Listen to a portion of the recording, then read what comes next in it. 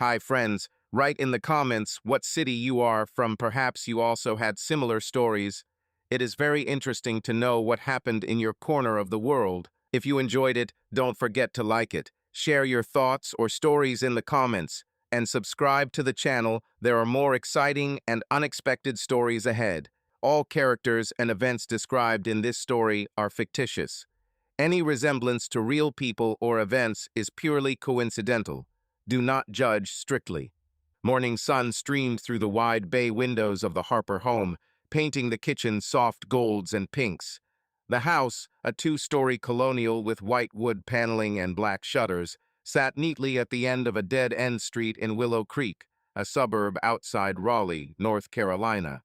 The lawn was perfectly manicured, the flower beds were full of hydrangeas, and the mailbox bore the words in gold lettering. The Harperson the outside, it was a home that screamed stability, success, and the American dream. On the inside, Caitlin Harper was slowly falling apart. Caitlin stood at the kitchen island, her hands moving on autopilot as she sliced apples for the kids' school lunches. The knife slid across the fruit with a rhythmicat, each cut precise, mechanical. She wore a cream linen blouse tucked into high-waisted jeans, her auburn hair pulled back into a messy bun. At 36, she was still attractive green eyes catching the light, a scattering of freckles across her nose, but her face bore a quiet weariness, the kind that settles when you've been pretending for too long. "Mom, where's my soccer kit?" Ethan, her 12-year-old son, called from the top of the stairs. His voice was sharp, with that teenage impatience that made Caitlin's jaw clench. "In the laundry room, stacked on the drying rack," she replied, her tone calm but slightly sharp. She didn't look up from the apples. "You've looked there, haven't you?" Pause. Then, reluctantly, "Yeah, okay." Footsteps thundered down the stairs, followed by the slam of the laundry room door. Caitlin exhaled, her shoulders slumping. She glanced at the clock on the microwave. 7:22 and the morning routine was a well-oiled machine, lunches packed, kids dressed, Mark already halfway to his office downtown. But the efficiency felt stifling, as if Caitlin were a cog in someone else's clockwork life. "Daddy's coming home late today, huh?" Lily's voice rang out. She was sitting in the breakfast nook, coloring a unicorn with furious concentration. Her blonde curls bounced as she bent her head over the drawing. The marker squeaked across the paper. Caitlin froze for a second, holding the plastic container of carrot sticks in her hands. "Yes, I guess," she said, trying to sound cheerful. "They have some important project going on right now, I think." Again? Lily tore her gaze away from the picture, puffing out her cheeks. "He promised yesterday that he would play chess with me. I have already set up the pieces." "I know, honey." Caitlin sat down next to her, putting her hand on her daughter's shoulder. "Daddy didn't want to let you down. It's just, sometimes adults make stupid promises because they think they'll get everything done. But it doesn't always work out." Lily looked at her seriously, like an adult. "Then let him promise only if he knows for sure. Otherwise, it's as if it's not true." Caitlin smiled weakly and nodded. "You know, you're absolutely right." Lily nodded thoughtfully and looked back at the drawing. "Mom, do you promise that we will bake muffins together today, even if you are tired?" Caitlin laughed. "That's a promise I can definitely keep. Cupcakes are sacred." "With chocolate chips." "With a heap of chocolate chips." Lily nodded contentedly and began scribbling with her marker again. Lily nodded, not looking up from her coloring book. Caitlin stared at her for a moment, her chest tightening. Lily's innocence was a lifeline, but it was also a reminder of how much Caitlin was hiding. The children didn't notice it how the house, with its studded walls and carefully chosen pillows, felt like a stage set. They didn't see how their father's absence grew more noticeable with each passing day, how their mother's laughter became as brittle as glass about to crack. Mark Harper was a partner at an investment firm, a man who wore tailored suits and carried himself with the easy confidence of someone who had never doubted his place in the world. At 40, he was handsome in a polished way, dark hair just touched with gray at the temples, a smile that could charm clients and neighbors. When they had met in college, Caitlin had been drawn to his ambition, his confidence. Now that same confidence seemed to stand between them. He was homeless and less, always chasing the next deal, the next promotion. And when he was home, he seemed distant, his eyes glued to his phone, his mind elsewhere. "The coffee's ready," Caitlin called, more to the air than to anyone in particular. She poured herself a mug from the French press, the rich aroma doing little to clear the fog in her head. She leaned against the counter, looking out the window at her neighbor's sprinkler, lazily spinning in the morning light. The cul-de-sac was waking up Mrs. Delaney walking her labradoodle, the Thompsons' minivan backing out of the garage. Everything was so predictable, so safe. Why did she feel like she was drowning? "Mom, sign this." Ethan burst into the kitchen, shoving the travel permit under her nose. His soccer jersey was slung over his shoulder, his backpack half opened, pencils spilling out. Caitlin took the paper, scanning it quickly. A field trip to a science museum. She grabbed a pen from the counter and scribbled her signature, moving automatically. "It's done," she said, handing the paper back. "Don't lose it." Ethan rolled his eyes, already halfway to the exit. "I won't lose it." The front door slammed, and Caitlin jumped. She turned to the counter, her hands shaking slightly as she picked up her coffee mug. The warm ceramic grounded her a little. She took a sip, the bitterness burning her tongue, and her gaze slid to the family photo on the wall. Last year's vacation in Hilton Head, Mark smiling with his arm around her, Ethan and Lily building a sandcastle, the ocean sparkling in the background. They looked happy, perfect. But Caitlin remembered that vacation differently. The arguments over Mark's work calls, the nights she'd lie awake staring at the ceiling, the gnawing feeling that she was dissolving. "Mommy, can you braid my hair before school?" Lily's voice brought her back to reality. The girl had dropped her coloring book and was now standing by the island, holding a brush and a pink hair tie. "Of course, sweetie," Caitlin said, setting down her mug. She knelt down next to Lily, her fingers deftly braiding the soft blonde strands into a neat French braid. It was a calming activity, a small anchor in the chaos of her thoughts. Lily hummed softly, unaware of the storm in her mother's head. As she tied her hair with a hair tie, Caitlin caught her reflection in the glass door of the microwave. Her face looked haggard, the shadows under her eyes more noticeable than she thought. When did she start looking so tired? Sold? She forced herself to look away, focusing on Lily's bright smile. "All done, princess," she said, kissing her daughter on the top of her head. "Everything is ready for school." Lily giggled and ran off to get her backpack, leaving Caitlin alone in the kitchen again. The silence was deafening, broken only by the faint hum of the refrigerator. Caitlin glanced at her watch. 7:45 am in 10 minutes. The kids would be gone, and the house would be hers, or rather, would swallow her whole.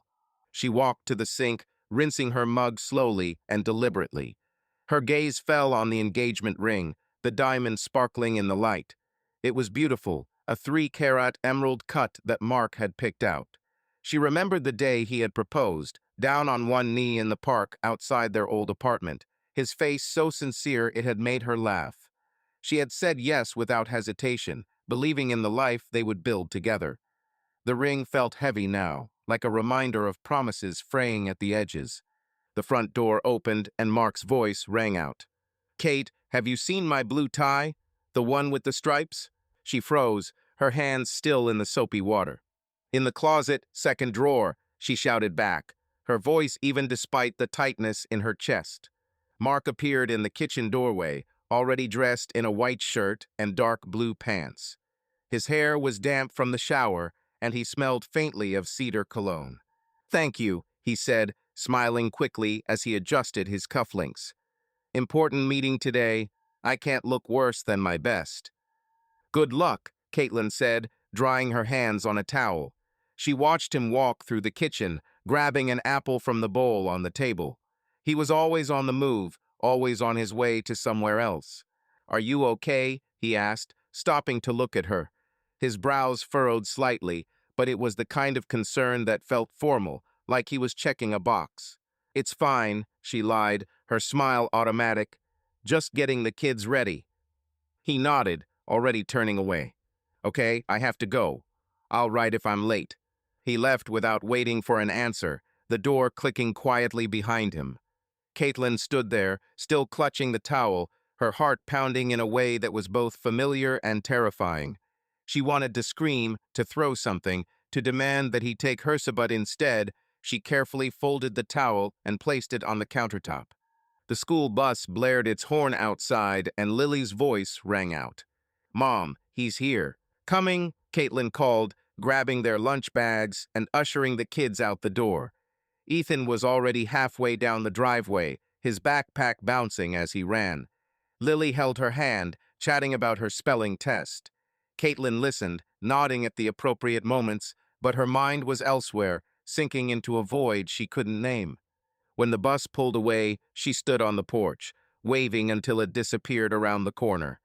The cul-de-sac was silent again, the sprinkler across the street still spinning lazily.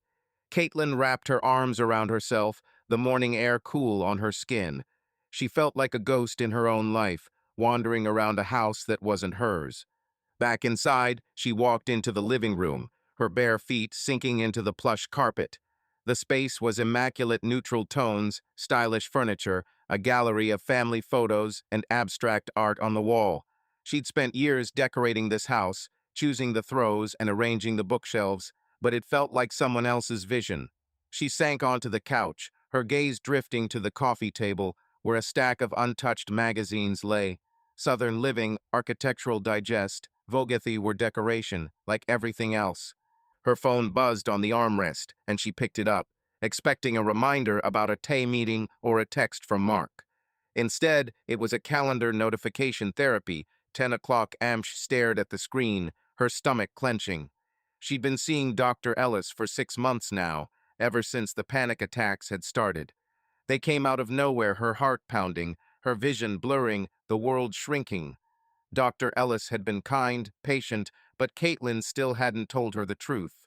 That she felt like she was disappearing, that her life was a lie she didn't know how to stop living. She put the phone down and leaned back, closing her eyes. The house was too quiet, the kind of quiet that amplified every thought, every doubt. She thought of the women in the neighborhood, Karen Delaney with her book club, Jessica Thompson with her yoga class. They all seemed so content, so sure of their place in the world. Why couldn't she be like them? Why did everything seem so incorrect?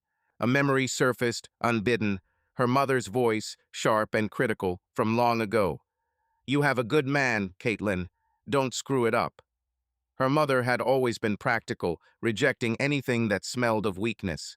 Caitlin had spent her life trying to prove her wrong, to build a life that looked perfect on the outside.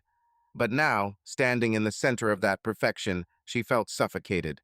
She stood up abruptly, needing to move, to do something. She walked to the mirror in the hallway, looking at her reflection. The woman looking back at her was a stranger, polished, composed, but empty. She raised her hand, touching the glass, as if she could reach out to who she once was. But that woman was gone, buried under years of routine and expectation. The phone buzzed again, and she ignored it. She didn't want to talk to anyone, didn't want to plaster on another smile and pretend everything was okay.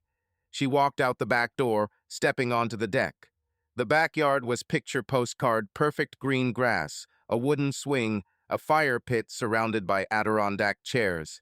She could almost hear the laughter from last year's barbecues, the clinking of wine glasses, Mark's voice charming the neighbors. But these moments felt like someone else's life, not hers. She sat on the edge of the terrace, dangling her legs over the grass. The air smelled of freshly cut grass and honeysuckle, and for a moment she allowed herself to breathe. She wanted to run away from the house, the children, Mark, the whole suffocating spectacle. But where would she go? And who would she be without this life she had built? That thought scared her more than the emptiness. Because the truth was, she didn't know who she was anymore, and she wasn't sure if she ever had. Caitlin sat on the edge of the bed, her fingers fiddling nervously with the edge of the soft gray bedspread. It was dark outside, and the streetlights reflected off the glass in cool, shimmering patterns. The house was quiet, the kids were long asleep, and Mark still hadn't returned. She glanced at the phone on the nightstand. 9:47 p.m. It was the third night this week that he'd stayed late, citing emergencies at the office. Caitlin knew it was true. Mark lived for his work, his world revolving around deals and numbers and handshakes in conference rooms. But that didn't make the emptiness in her chest any less painful. She stood up, her bare feet touching the cool wooden floor, and walked to the mirror in the corner of the bedroom. In the reflection, her eyes looked dull, as if someone had turned off the light inside. She ran a finger along her cheekbone, as if testing whether she was real. Lately, she had been feeling more and more like a part of the decor, pretty, but useless, like a decorative vase that no one noticed until it broke. The door downstairs slammed, and Caitlin jumped. Mark's footsteps echoed down the stairs, heavy and hurried. She heard him throw his briefcase on the living room couch, and the jingle of his keys landing on the console by the entryway. She waited for him to call her name, to ask how her day had been, or at least to peek into the bedroom. Instead, she heard the click of a beer being opened and the muffled sound of the television, the sports channel, as always. Caitlin gritted her teeth, her fingers curling into fists. She walked downstairs, each step making a slight creak on the old floorboards. Mark was sitting on the couch, his jacket thrown casually over the back of the chair, his tie loose. Footage of a basketball game was flashing on the screen, and he didn't even look up when she entered. "You left the dishes in the sink again," she said, her voice level but her insides seething. It was a small thing, a stupid thing, but she clung to it like a life preserver. "I told you to load them in the dishwasher. It's not that hard." Mark sighed, not looking up from the screen. "Kate, I just got here. Give me 5 minutes, okay? It's been a hell of a day." 5 minutes? Her voice wavered, betraying her irritation. "You come home at 10 at night, and I spend the whole day hanging around with the kids, cleaning, cooking, and you can't even clear your plate?" He finally looked at her, his dark eyes narrowing. "Seriously, you're starting this over some dishes? I work so we can have all this." He gestured around the room, indicating the expensive furniture, the flat-screen TV, their entire perfect home. "Maybe you should say thank you for this, instead of nagging me about nonsense." Caitlin felt her cheeks heat up. She hated it when he talked like that, like her life was just a freebie to his success. "I'm not your servant, Mark," she said, her voice lower, almost threatening. "I'm your wife, or have you forgotten?" He rolled his eyes, leaning back against the couch. "Oh God, Kate, don't be dramatic. I'm tired. Let's not make a big deal out of this." She opened her mouth to reply, but the words died in her throat. She felt invisible, as if her anger, her pain, were just background noise he could turn off like a television. She turned and walked into the kitchen, her hands shaking as she shoveled dirty dishes into the dishwasher. Each clank of ceramic was a small act of protest, but even that seemed pointless. She was furniture in this house, comfortable, familiar, but no one wanted her.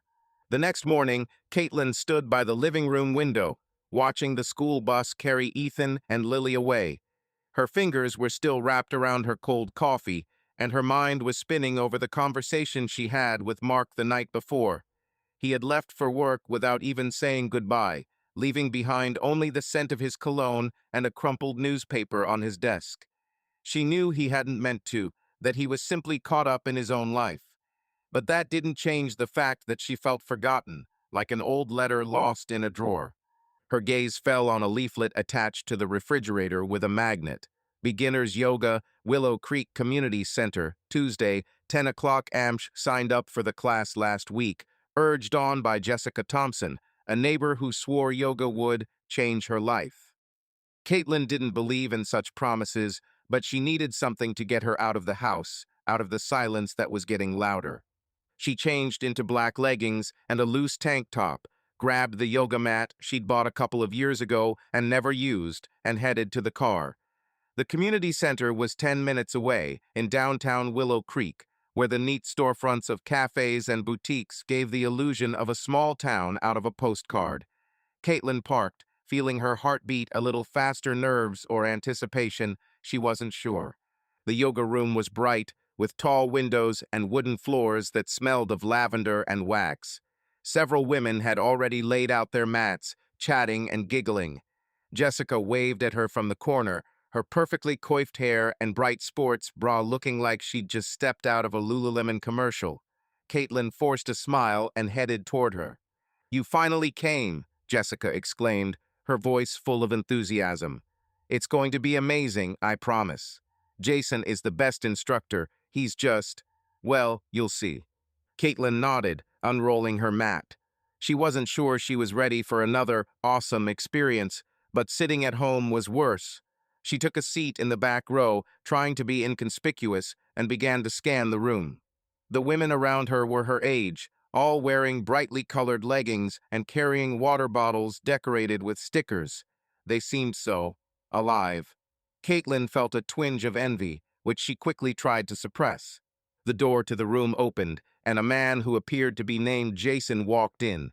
He was in his early 30s, with dark, curly hair pulled back into a low bun and a light stubble on his face.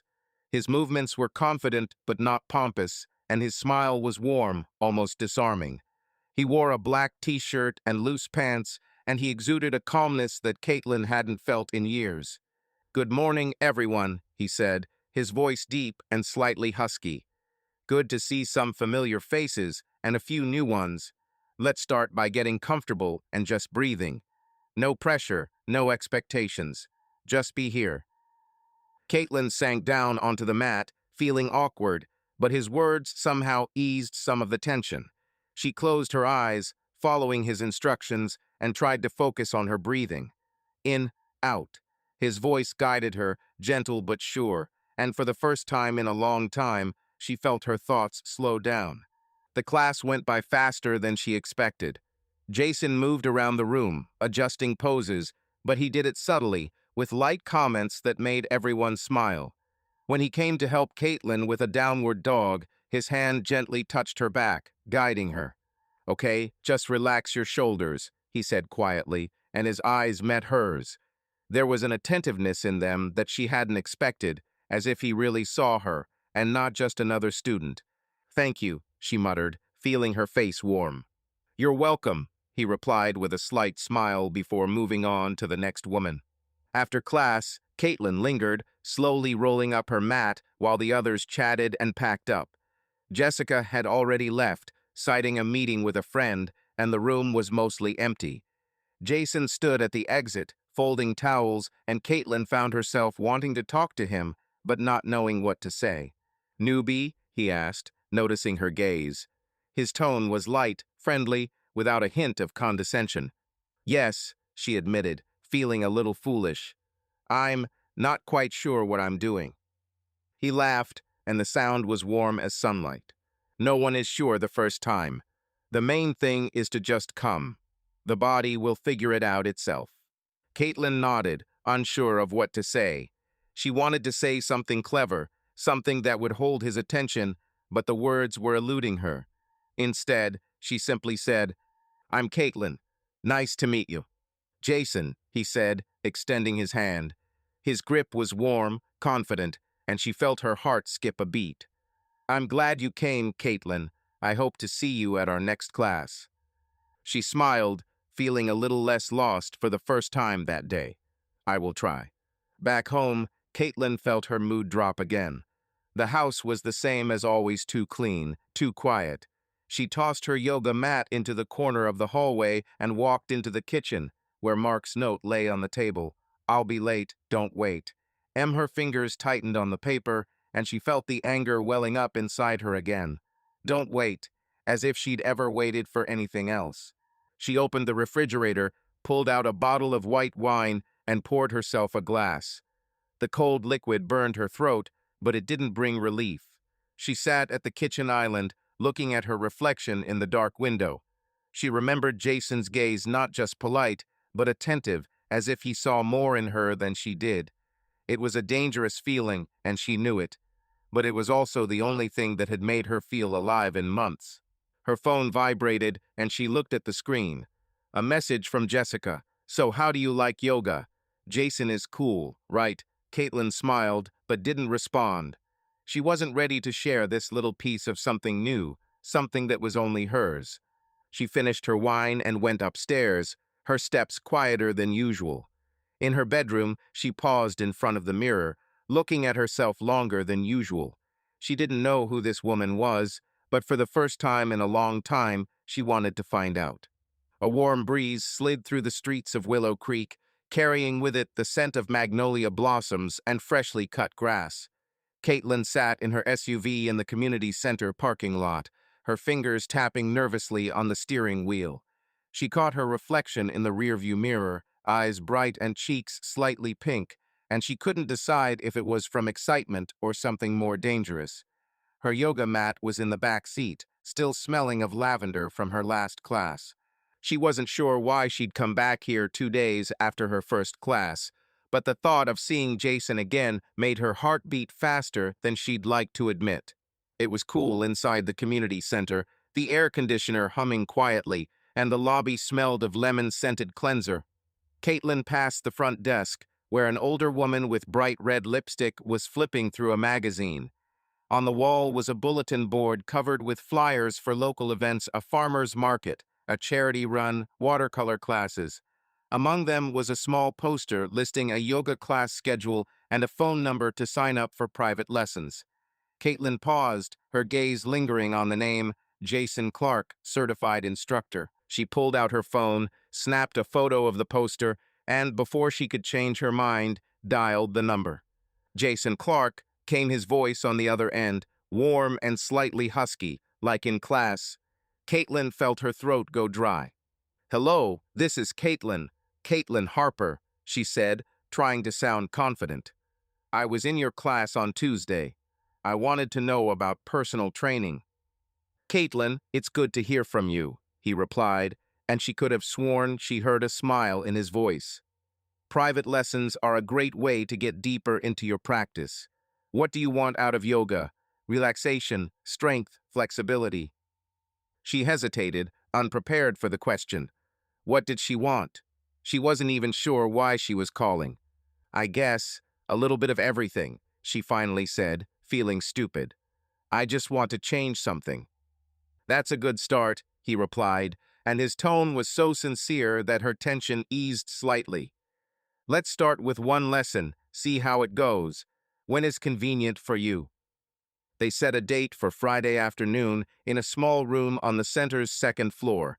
Caitlin hung up, her heart pounding, a strange feeling in her chest, a mixture of anticipation and guilt. She glanced at the wedding ring glittering on her finger and quickly looked away. "It's just yoga," she told herself. Nothing more. Friday came too quickly. Caitlin stood in front of the bedroom mirror, trying on the sports bra and leggings she'd bought the day before. She couldn't remember the last time she'd bought something for herself, not for the kids or the house. The navy blue set fit perfectly, flattering her figure, but she still felt vulnerable, as if the clothes were revealing more than just her body. Mark left for work before she woke up, leaving a note on the refrigerator. "Meeting in Charleston, will be back late." She crumpled the paper and threw it in the trash, her fingers shaking with irritation. He hadn't even bothered to text her, as if she were just part of a schedule he could ignore. She grabbed her keys and ran out of the house, not wanting to spend another minute in his oppressive silence. The private room was smaller than the one where the group lessons were held, with large windows overlooking the back of the center. The morning light cast golden reflections across the wooden floor. Jason was already there, laying out rugs and setting out sandalwood-scented candles. He looked up as she entered, his smile as warm as the first time. "Hey, Caitlin," he said, wiping his hands on a towel. "Ready to go?" She nodded, feeling her nervousness dissolve under his gaze. "I hope you won't be too strict a teacher," she joked, adjusting a loose strand of hair. He laughed, and the sound was like a warm wind caressing the skin. "I promise I won't bite." "Well, only if the student is really stubborn. Okay, I'll be a good boy. Although, I warn you, my balance is a myth." "Then let's start with something safe. For example, sitting on a mat. No sudden movements, no pressure." "Are you kidding me, right?" she chuckled. "Never. I'm the embodiment of care and gentleness," he said with exaggerated seriousness, drawing himself up theatrically. "Almost like a Buddhist monk, only in a t-shirt and with Spotify." She snorted, covering her smile with her hand. Well, since you're almost a saint, then I'm in good hands. Exactly. And now take a deep breath and exhale. Leave everyone who was screaming at home this morning mentally in the hallway, even if it was me, especially if it was you. They laughed, and for a moment the room seemed to fill with lightness, as if the sandalwood, the sun, and their laughter had dissolved everything heavy. The class began with breathing exercises, and Caitlin was surprised at how easily his voice pulled her thoughts away from the chaos of everyday life. He moved around the room, adjusting her postures with the same quiet confidence he had in the group class. But here, in the quiet of the small room, his presence was more acute. When he touched her shoulder gently to adjust her warrior pose, she felt the warmth of his fingers through the thin fabric of her top. It was a fleeting touch, professional, but her skin seemed to remember it. "You have good balance," he said, stepping back. "But try to drop your shoulders, let your neck relax. It's like you're carrying the whole world on your back." Caitlin looked at him, her lips twitching into a weak smile. "Perhaps so," she said quietly, and her words hung in the air, more frank than she had expected. Jason didn't answer right away, but his gaze lingered on her a little longer than it should have. There was something in his eyes, not pity, but understanding, as if he could see the cracks she'd worked so hard to hide. After class, they lingered in the room while Jason put away the equipment. Caitlin rolled up her mat, but was in no hurry to leave. She felt alive, her body humming with a slight tiredness, her mind clearer than it had been in weeks. "You're doing great," Jason said, leaning against the wall and crossing his arms. "You were pretty confident for your first private lesson. Do you often get this tense?" She shrugged, not knowing how to answer. "Probably. Life, doesn't always leave you with a choice." He nodded, his gaze attentive but not intrusive. "I know. That's why yoga helps. It's like a way to remind yourself that you're still here, still breathing." Caitlin felt her throat tighten. She wanted to say something light, to laugh it off, but instead she blurted out, "Sometimes I forget what it's like to feel real." She immediately regretted her words, but Jason didn't look surprised. He simply nodded, as if she had said something completely ordinary. "Then let's make you remember it," he said, and his voice was so sincere that she almost believed it was possible. He handed her a business card with his phone number and class schedule. "If you want to continue, write or call. I'm always in touch." She took the business card, her fingers shaking slightly. "Thank you, Jason," she said, her voice quieter than she intended. That night, Caitlin lay in bed, listening to Mark snore next to her. His presence, usually so familiar, now felt foreign, as if he were a guest in her world. She picked up her phone and opened her contacts, looking at the name Jason Clark, which she had added after class. Her thumb hovered over the screen, and she felt her heart beat faster. It was stupid, dangerous even, but she couldn't stop herself. She opened her messages and typed, "Thanks for today's lesson. It was great to feel alive." She hit send before she could change her mind and immediately panicked. What was she doing? It was just a yoga instructor, a man she barely knew. But when her phone quietly vibrated and she saw his response, her breath caught in her throat. "Glad you felt it. You deserve it, Caitlin. Until next time." She stared at the screen, her fingers hovering over the keyboard. It was an innocent message, but there was something there, a hint of intimacy, a connection she couldn't explain. She replied, "Until next time." She turned off her phone and set it on the nightstand, her heart pounding. She knew it was the first step down a dangerous path, but part of her, the part that had been buried under routine and expectation for so long, wanted to keep going. She closed her eyes, but sleep wouldn't come. Instead, she imagined Jason's voice, his attentive gaze, the warmth of his hand on her shoulder. And for the first time in a long time, she felt less like furniture and more like a person. The following week, Caitlin signed up for another one-on-one session. She told Mark it was for her health, that yoga helped her cope with stress. He just nodded, still glued to his laptop, and mumbled something about it being a good idea. She didn't elaborate that the stress wasn't just from the kids or the house, but from him too, his absence, his indifference. Jason's classes became her refuge. He was attentive but not intrusive, his comments always finding the right balance between professionalism and warmth. They talked about yoga, about breathing, about how the body stores emotions, but sometimes the conversations wandered to music, about books, about how he'd moved to Willow Creek after his divorce. Caitlin found herself looking forward to these moments when they were alone after class, chatting about something small but so vivid. Their correspondence also became more frequent. At first, it was short messages about the schedule or stretching tips, but gradually they became more personal. He wrote, "You seemed thoughtful today. Is everything okay?" And she answered, "It's just life, you know. Sometimes it feels like I'm dissolving in it." He never pushed, never asked too many questions, but his answers were like an anchor keeping her from falling into the abyss. One evening, when Mark was working late again and the kids were at their grandma's, Caitlin sat on the couch with a glass of wine and her phone in hand. She scrolled through her text messages with Jason, her fingers stopping at his latest message. "You're stronger than you think, Caitlin. Don't forget that." She smiled, but it was a bitter smile.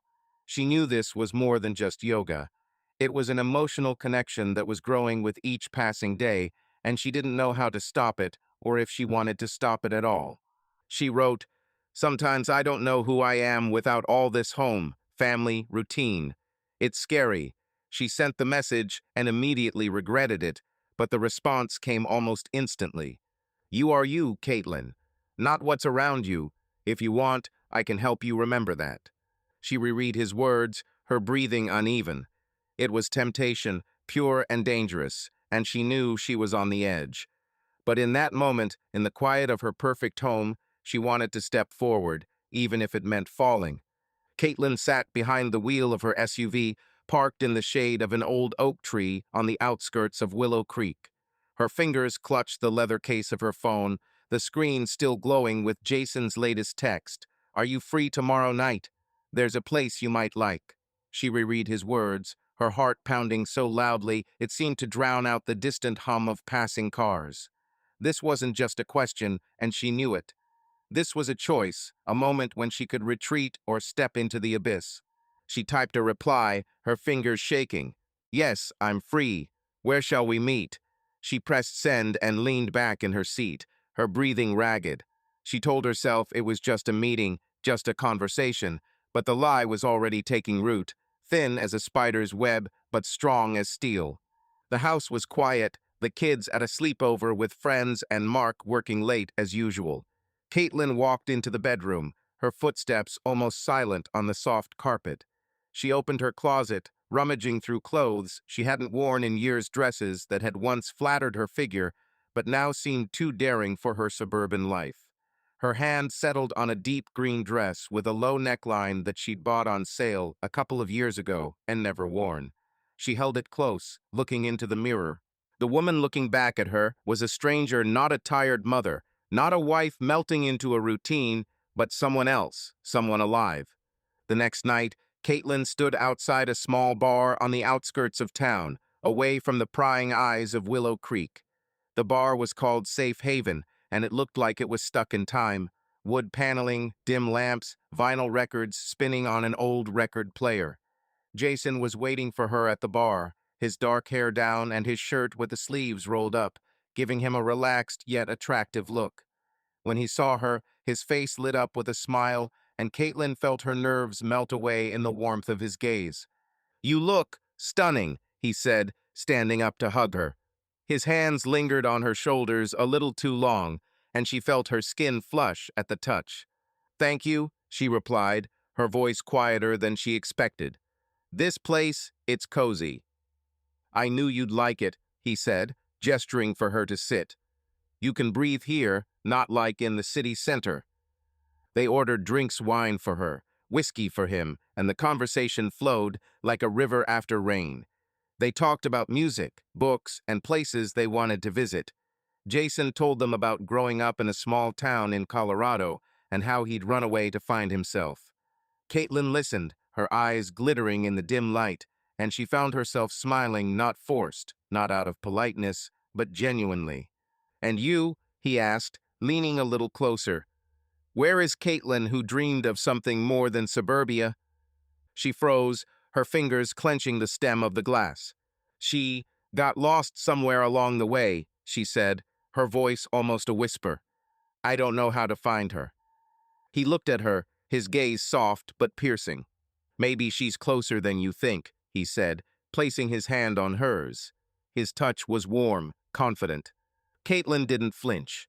She knew she should, by all the rules, by logic, by the boundaries she had built. But the warmth of his skin, his attention, his voice, it was like a breath of air after a long, painful dive underwater. They sat like that, their fingers intertwined, and she felt her body relax, as if it had shed invisible chains. I. She whispered, but the words got stuck somewhere in her throat. This is all wrong. What do you think is right? He asked quietly. To live, pretending that you have enough. Of what breaks you into pieces. She looked down, but did not let go of his hand. This is all I have. Family, children, responsibilities. I can't just up and stop being who I've been all this time. But maybe all this time you were someone for others and not for yourself. He touched her wrist carefully, as if he knew that there was a pulse there, which had treacherously accelerated. I'm not asking you for anything. No decisions, no promises. Just be here, now, with me. She looked up.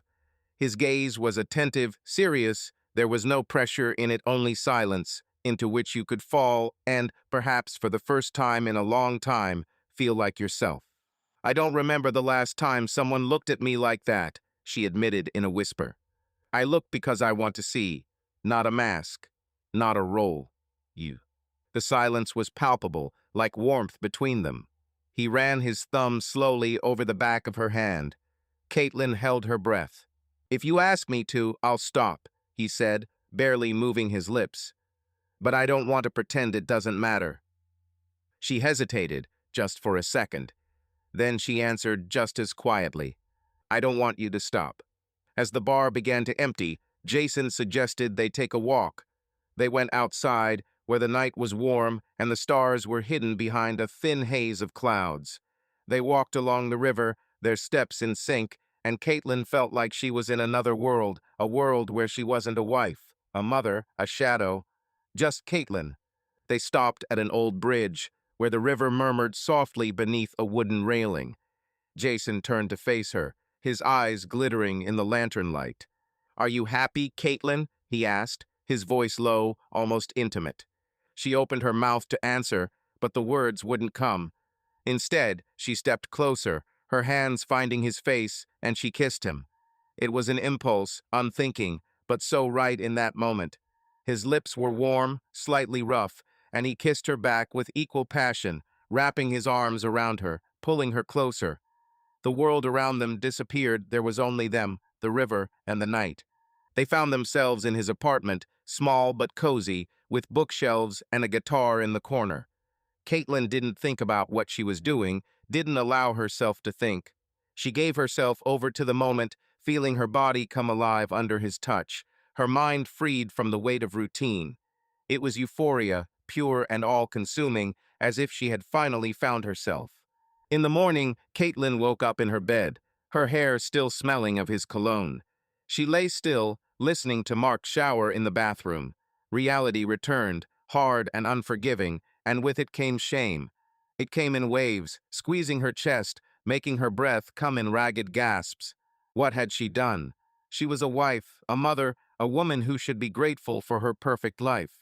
But instead, she had cheated on her husband, crossed a line she never thought she would cross.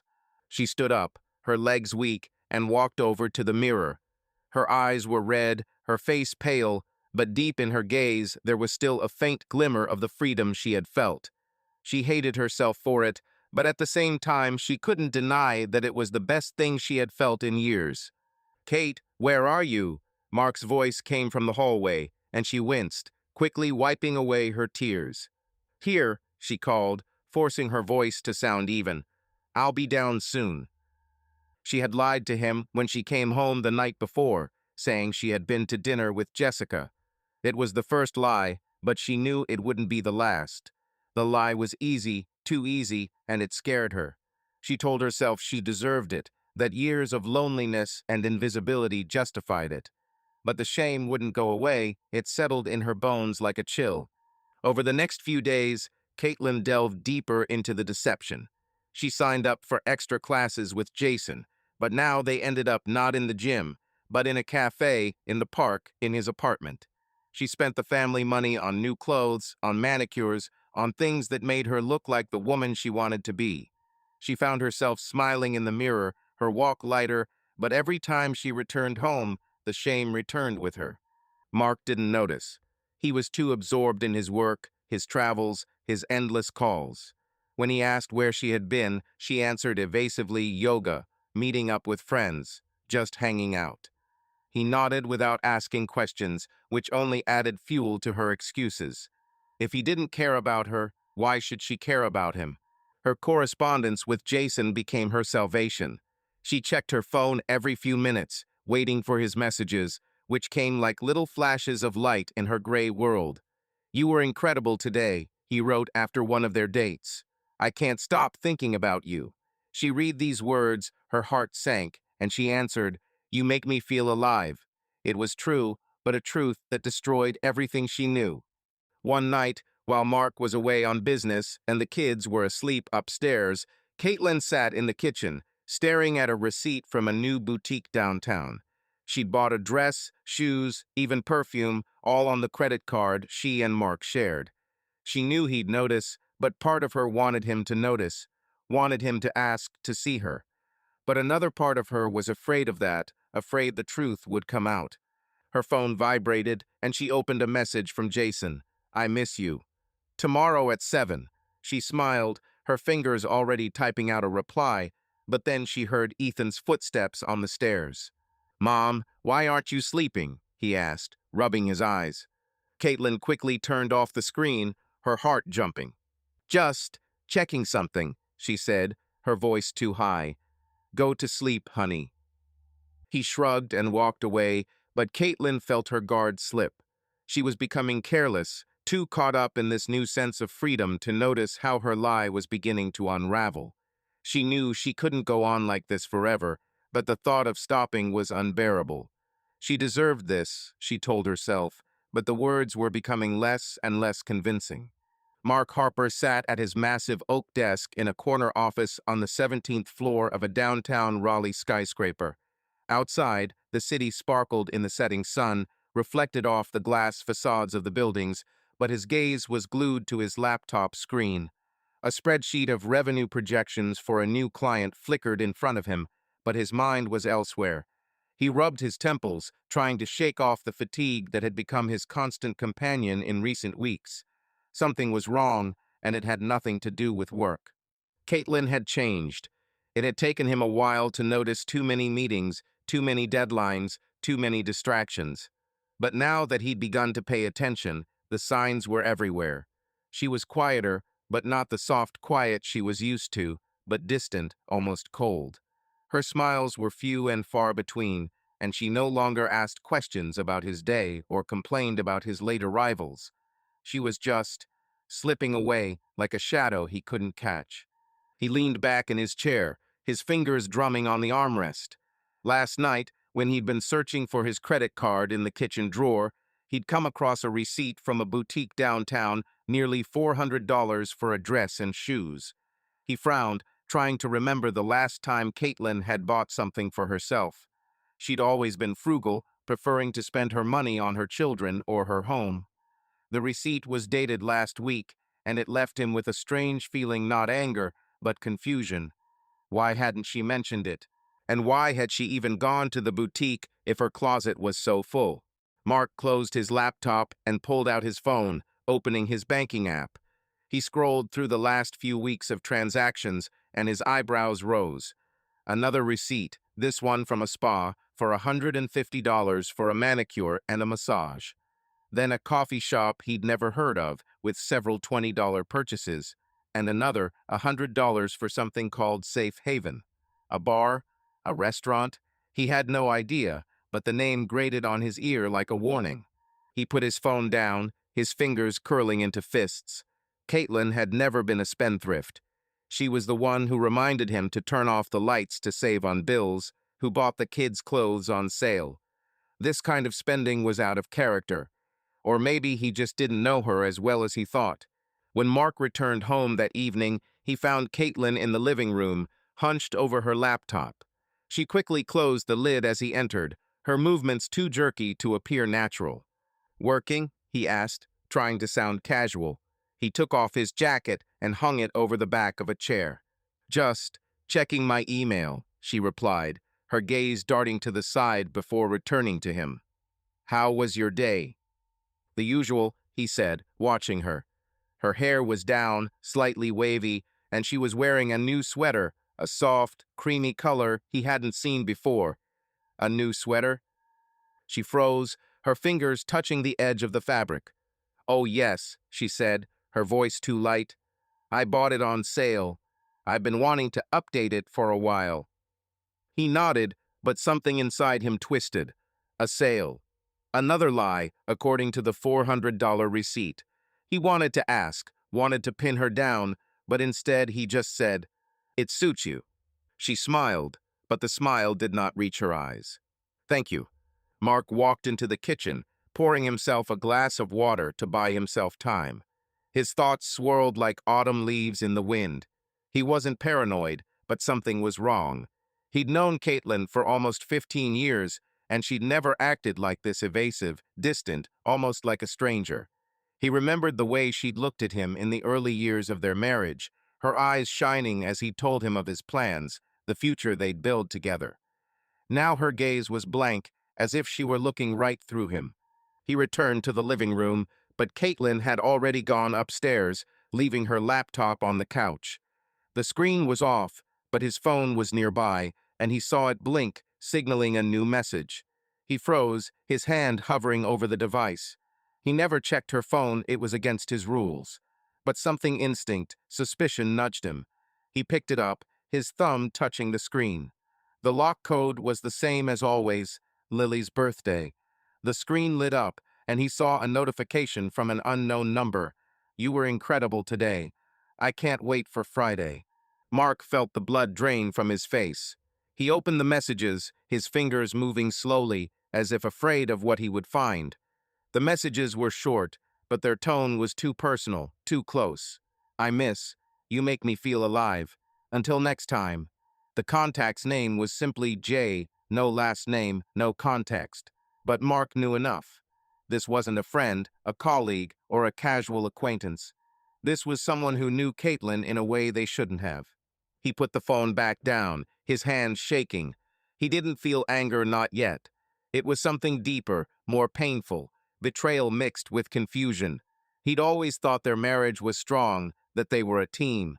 But now he could see cracks that might have always been there, and he'd just been too busy to notice them.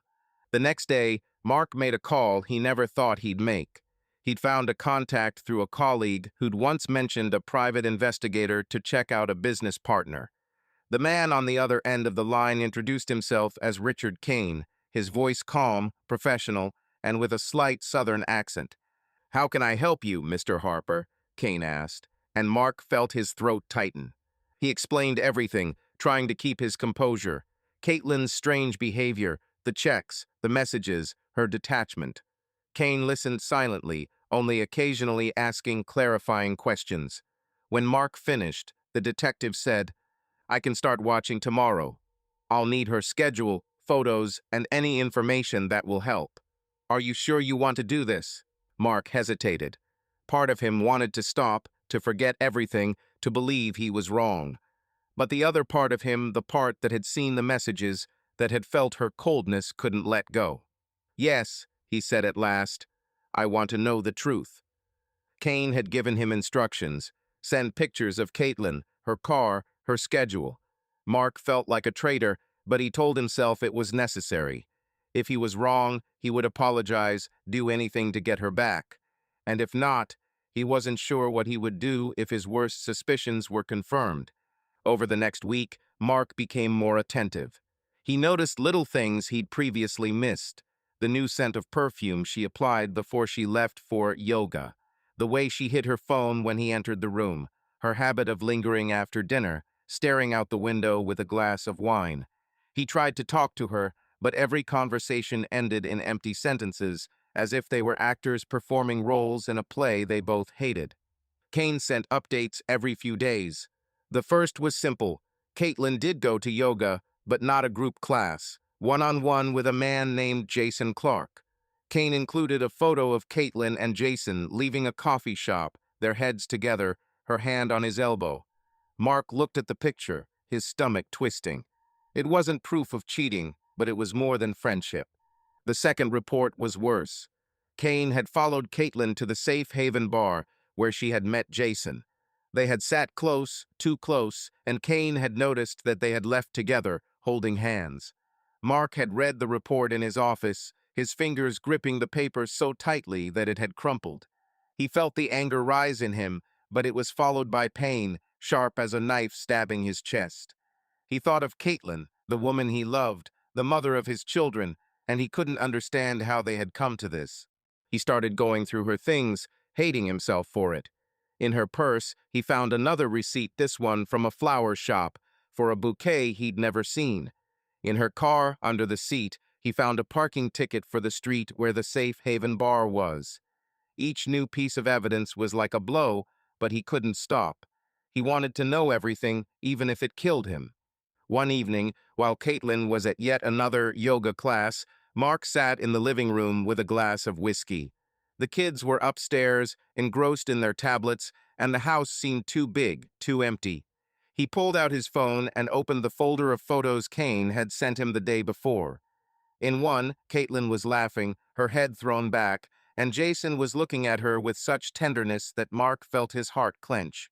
He hadn't seen Caitlin laugh like that with him in years. He finished his whiskey and set the glass down on the table. He didn't know what to do next. Confrontation, divorce, or maybe he should fight for her, try to get back what they had lost. But how do you fight for someone who seems to have already left? Kane had promised to send another report tomorrow, with more information about Jason, his past, his life. Mark wasn't sure he wanted to know. The truth was like poison. It was destroying him, but he couldn't stop looking for it. He looked at the family photo on the mantelpiece, the four of them on the beach, smiling, happy. It was a lie, and he knew it now. But the worst part was that he didn't know how long the lie had been a part of their lives. The rain pounded the windows of Mark's office, leaving streaks of blurry water on the glass, as if nature were trying to erase what he was about to see. He sat at his desk, his fingers gripping his pen so tightly that his knuckles were white. On the desk in front of him was a sealed envelope that had been delivered by courier half an hour earlier. The sender was Richard Kane, a private detective whose name now filled Mark with a mixture of relief and dread. He knew what was inside, but he still couldn't bring himself to open it. Not right away. Mark leaned back in his chair, his gaze sweeping around the office, the leather couch in the corner, the shelves of finance books, the framed awards on the wall. This had been his world, his fortress, where he had always felt in control. But now, control was slipping through his fingers. He thought of Caitlin, her smile, which had once been the light at the end of the day, her soft voice as she sang Lily lullabies. Those memories seemed foreign now, tainted by her lies. He knew she was cheating on him. The checks, the texts, her distance, they were all pieces of a puzzle he didn't want to put together, but could no longer ignore. The envelope was the final piece, the final proof that would either destroy him or give him clarity. He took a deep breath and tore open the envelope. Inside was a thin report, printed on plain white paper, and several photographs, neatly held together with a paperclip. Mark pulled them out, his hands strangely calm. The first photograph showed Caitlin leaving the Safe Haven bar with a man Jason, the yoga instructor Kane had mentioned in previous reports. They were holding hands, her head tilted slightly toward him, and his smile was too intimate, too personal. Mark felt his stomach clench, but he forced himself to continue. The next picture was worse. Caitlin and Jason were sitting in a car not hers, but an older model with faded paint. They were kissing, her arms around his neck, his fingers tangled in her hair. The light from the flashlight fell on their faces, highlighting details Mark didn't want to see. Her closed eyes, her relaxed shoulders, an expression he hadn't seen in years. This wasn't just cheating, this was passion he couldn't give her, perhaps he'd never given her. The last photograph was taken through the apartment window. Kane had obviously used a telephoto lens to capture the moment. Caitlin, half naked, sitting on the edge of the bed, Jason standing in front of her, his hand touching her face. Mark stared at the picture, his breathing ragged. He waited for anger, waited for the fury to wash over him like a wave, but instead there was a cold, crystalline clarity. This wasn't just betrayal, this was another life Caitlin was living behind his back, a life in which he didn't exist. He put the photos down and picked up the report. Kane had been meticulous. He'd listed Jason's apartment address, his full name, his age, 32, his occupation, yoga instructor, who occasionally worked as a bartender. Kane had even dug up his past. Divorced 3 years ago, a few speeding tickets, no serious infractions. An ordinary man, nothing special, but to Caitlin, he was obviously more than that. Mark read the report over, his eyes taking in every detail, as if they could explain why his wife had chosen this man. He stood and went to the window, looking out at the city that now seemed alien. The rain had gotten heavier, turning the streets into a blur of lights and shadows. Mark expected to scream, to pound his fist on the table, to call Caitlin and demand an explanation. Instead, he felt like a surgeon, analyzing a wound with cold precision. Anger would be too easy, too chaotic. No, he would not let emotion take over. If Caitlin wanted to play this game, he would play it better. When Mark got home that night, he was more alert than ever. He saw Caitlin flinch when he walked into the kitchen, where she was preparing dinner. Her hair was pulled back into a messy bun, and she was wearing the same cream sweater he'd seen her in the previous week. She looked tired, but there was a glint in her eyes that he couldn't explain, or rather, that he now knew how to explain. "Are the kids at Grandma's?" he asked, putting his briefcase down by the door. His voice was even, almost friendly. "Yes," she answered, without turning from the stove.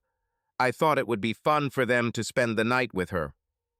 "Good idea," he said, opening the refrigerator and taking out a bottle of water. He watched her, noticing the way her fingers trembled slightly as she chopped vegetables. "Did you do yoga today?" She froze, the knife frozen in the air. "Yes, this morning," she answered, her voice too fast. "The usual." "With Jessica?" he asked, taking a sip of water. He looked at her over the bottle, his gaze calm but intense. "No, alone," she said, finally turning to face him. Her smile was strained. "Jessica's busy, she's got some business with the kids." Mark nodded, not looking away. He knew she was lying. Kane had told him that Caitlin hadn't been at the community center that morning. Instead, she'd spent 2 hours at Jason's apartment. But Mark didn't say anything, didn't show he knew. He just smiled and changed the subject. "What's for dinner?" Caitlin relaxed, her shoulders slumping. "Lasagna, your favorite." He nodded, but food was the last thing on his mind. He looked at her, the woman he had loved for more than half his life, and saw only a stranger. She was here in their kitchen, but her mind, her heart, was somewhere else, and he wasn't going to let that continue. The next day, Mark met Kane at a coffee shop on the outskirts of town, away from prying eyes. Kane was a middle-aged man with short gray hair and tired eyes that seemed to have seen too much. He brought another folder, this one with more information about Jason, his schedule, his habits, even a list of his yoga clients. Mark flipped through the documents, his face impassive. "What do you want to do about it?" Kane asked, stirring his coffee. "I can keep watching, gather more evidence, but you've got enough to, well, you know." Mark nodded, his fingers running along the edge of the folder. "I haven't decided yet," he said, his voice cold as steel. "But I want to know everything. Every move she makes. Every time she's with him." Kane raised an eyebrow, but said nothing.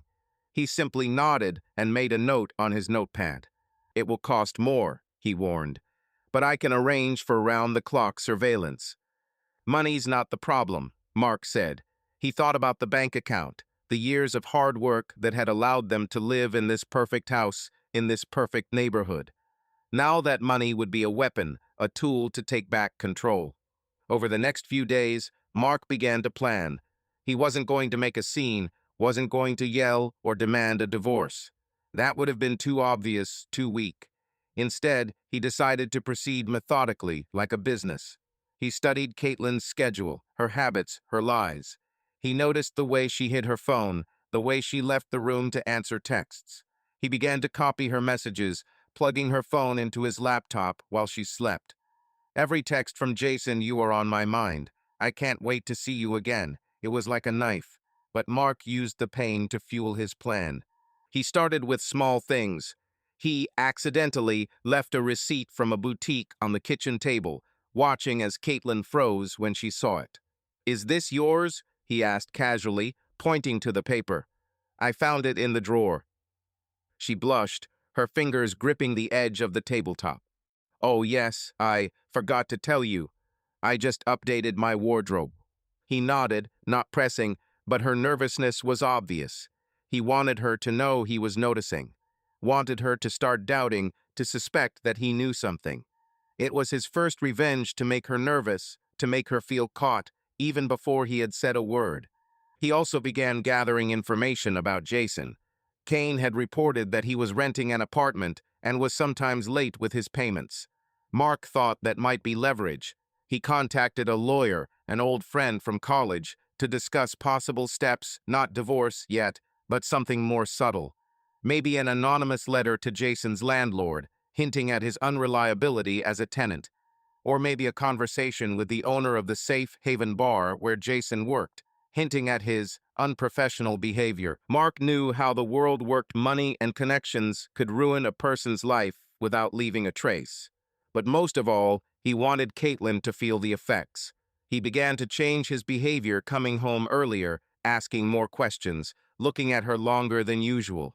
He noticed how it made her nervous, how she avoided his gaze, how her smiles became more and more strained. He didn't want to forgive her, but he wanted her to punish herself, to make her own guilt in her prison. He who does not betray is with us. Subscribe to hear even more true stories. One evening, after Caitlin had gone to yet another yoga class, Mark sat in his office at home, looking through the latest photographs from Kane. In one, Caitlin and Jason were standing by the river, her hand on his chest, his lips on her forehead. Mark looked at the picture, his face still. He felt no anger, no pain. He felt like a chess player, considering his next move. Caitlin thought she was free, that she could live this other life, but she was wrong. He would show her that freedom had a price. He closed his laptop and poured himself another whiskey.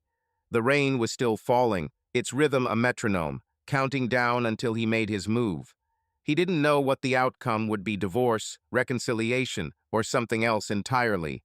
But he knew one thing: Caitlin would regret what she had done, and he would make sure that her revenge was as cold and precise as the photographs in front of him. The silence in the Harper house was deceptive, like the calm before a storm. Mark sat in his home office, his fingers slowly turning the pages of a legal document he had received from his lawyer, David Lawson. Outside, the sky was turning a deep indigo as dusk swept across the sky, and the light from his desk lamp cast harsh shadows on the pinstriped walls. On the desk in front of him sat a cup of black coffee, long since cold, and a thin folder of reports from Richard Kane. The photographs he had received last week were neatly folded in a drawer, but their images still burned in his mind. Caitlin laughing with Jason, her hand on his chest, their silhouettes in his apartment window. Mark no longer looked at them. There was no need. He knew the truth, and now it was time to act. He put the document down and rubbed his eyes, feeling a weariness that had nothing to do with sleepless nights or long workdays. It was a weariness of the soul, the exhaustion of knowing that the woman he loved, the woman he considered his soulmate, was living another life. But instead of wallowing in the pain, Mark had turned it into fuel.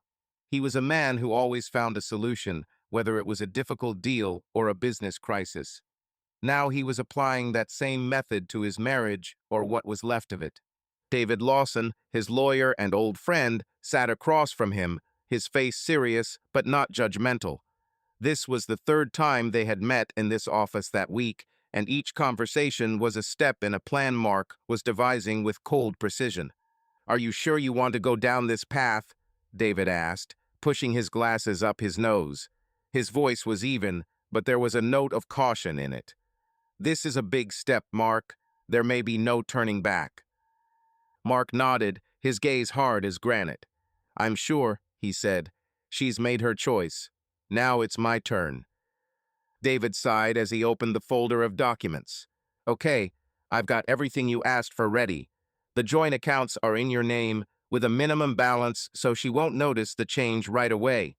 The investment portfolios are under your control too. I moved them to a new account she won't see.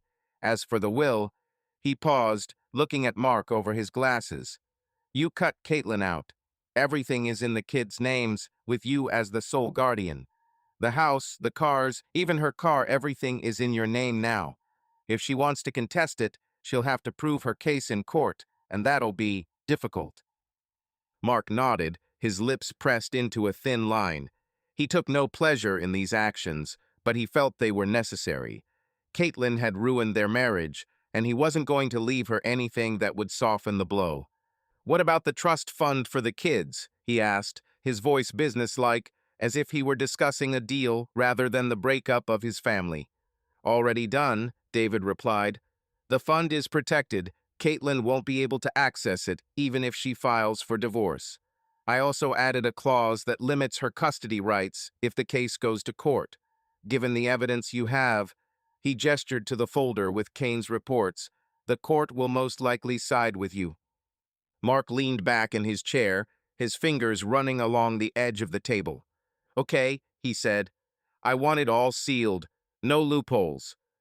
David nodded, making a note in his notebook. "I've also started the process of transferring some of the assets to an offshore account, as you requested. It will take a couple of weeks, but it will all be done quietly. She won't suspect a thing until it's too late." Mark looked at the lawyer, his face unreadable. He knew his actions were bordering on cruelty, but he saw no other way. Caitlin had betrayed him, betrayed their children, their lives. She thought she could live in two worlds, but Mark was going to show her that every choice had a price. He wasn't going to make a scene, wasn't going to yell or demand an explanation. He wanted her to feel her world crumble, slowly, inexorably, until she was left with nothing. Caitlin, meanwhile, was across town, in a small coffee shop with windows overlooking a busy street. She sat across from Jason, her fingers wrapped around a warm mug of latte, her eyes shining as he told her about his recent hike in the mountains. His voice, low and soothing, was like music drowning out the noise of her everyday life. She felt alive, light, as if she'd lifted an invisible weight she'd been carrying for years. "You should come with me sometime," Jason said, his smile warm, but with just the hint of a challenge. "It's different up in the mountains. No expectations, no roles, just you and nature." Caitlin laughed, brushing a strand of hair behind her ear. "I'm not sure I'm cut out for hiking," she said, but her voice was light, almost flirtatious. "I'm more of a coffee and cozy bar person." He leaned closer, his hand touching hers on the table. "I can change your mind," he said, his eyes lingering on hers, making her heart beat faster. She knew it was wrong, that every moment with him was another step on thin ice. But the euphoria was too strong, too intoxicating. When she was with Jason, she didn't feel like Mark's wife or Ethan and Lily's mother. She was just Caitlin, a woman who was seen, listened to, admired. She told herself she deserved it, that years of loneliness and invisibility justified her actions. But somewhere deep inside, she felt the guilt gnawing at her, like a worm gnawing at the inside of an apple. "I need to go home," she said finally, looking at her watch. "The children will soon be back from Grandma's." Jason nodded, but his fingers squeezed her hand a little tighter before letting go. "Write to me later," he said. "I'll be thinking about you." She smiled, her cheeks turning pink. "Me too," she replied, her voice almost a whisper. At home, Caitlin was on autopilot, making dinner and checking the kids' backpacks. She didn't notice Mark watching her from the doorway, his gaze cool and appraising. She didn't see his eyes linger on her new sweater, her slightly disheveled hair, her phone, which she'd laid face down on the table. She was too caught up in her own world, her secret, to notice that the trap was already closing. Mark, for his part, was a master of disguise. He smiled when he talked to the kids, joked with Lily about her drawings, and asked Ethan about soccer practice. But every gesture, every word, was part of a plan. He began changing the passwords on their joint accounts, forwarding email to his office address, even installing an app to track her phone, not to monitor her every move. Kane was better at that, but to know when she was lying. And she was lying more and more confidently. One evening, while Caitlin went out to meet her friends, Mark stayed home with the kids. He sat in the living room, leafing through Kane's report that had arrived that afternoon. This time, the detective had attached a recording of a phone conversation, brief but telling. Caitlin and Jason were discussing their weekend plans, her voice soft, almost gentle. "I'll try to get out," she said. "Mark will be away, so I'll have time." Mark listened to the recording, his face still, but inside he felt something breaking not his heart, but the remnants of the illusions about who they were to each other. He called Kane that night, his voice calm but firm. "I want more," he said. "I want to know where they meet, how often, what she says to him, and I want you to find a way to make his life difficult." Kane paused before answering. "Are you sure? This could get messy." "I'm sure," Mark said. "He destroyed my family. I want him to pay." Kane agreed, and Mark hung up, feeling strangely satisfied. He hadn't meant to make a scene or wave photos at Caitlin. He wanted her to lose it all herself, not all at once, but gradually, so she could feel her world crumbling without understanding why. He started with the finances, moving most of their savings into an account she couldn't access, leaving her with just enough that she wouldn't suspect anything was wrong. He rewrote the insurance on their home and cars, excluding her as a beneficiary. He even contacted their portfolio manager to freeze her access to the assets. He did all this quietly, unnoticed, like a predator waiting to strike. Caitlin, caught up in her euphoria, didn't notice. She kept seeing Jason, her life now revolving around stolen moments with him. They walked through parks, drank coffee in small diners, kissed in his car under the cover of night. Each date was a breath of freedom, a reminder that she was still alive, still wanted. She ignored the voice in her head that whispered about consequences, about children, about Mark. She told herself that she deserved this, that her marriage was long dead, that she was just taking what was coming to her. She didn't notice how Mark became more attentive, how his questions became sharper, how his gaze lingered on her longer than before.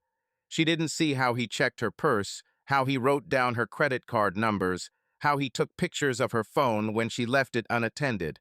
She was too busy with her new life to notice how the old one was crumbling. One evening, when Caitlin returned home from yet another meeting with Jason, she found Mark in the living room. He was sitting on the couch, holding a glass of wine, his eyes dark and unreadable. "Did you have a good time?" he asked, his voice calm, almost friendly. "Yes," she replied, her heart skipping a beat. "Just dinner with Jessica."